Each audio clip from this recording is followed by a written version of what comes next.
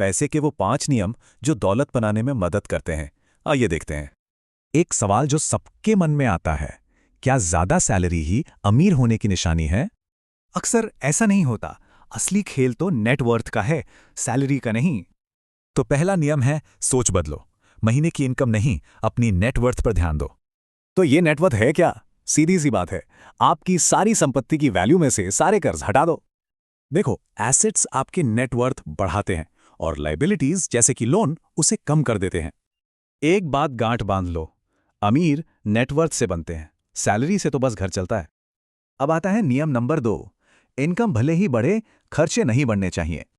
Income बढ़ने पर खर्चे कंट्रोल में रखो। जो पैसा बचेगा उसे इन्वेस्ट करके अपनी नेटवर्थ बढ़ाओ।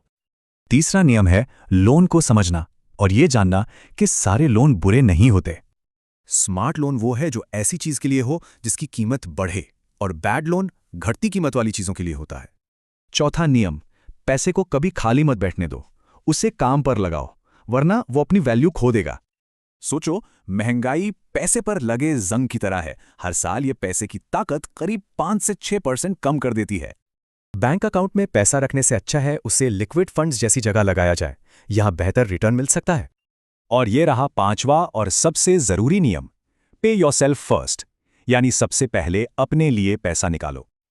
अक्सर होता क्या है, सारे बिल और ईएमआई चुकाने के बाद सेविंग्स के लिए कुछ बचता ही नहीं है।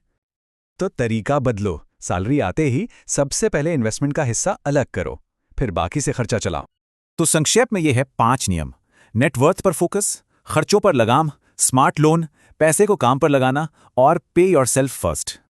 तो अब रास्ता तो साफ है। सवाल बस इतना है कि अपनी नेटवर्थ बढ़ाने के लिए पहला कदम कब उठा रहे हैं।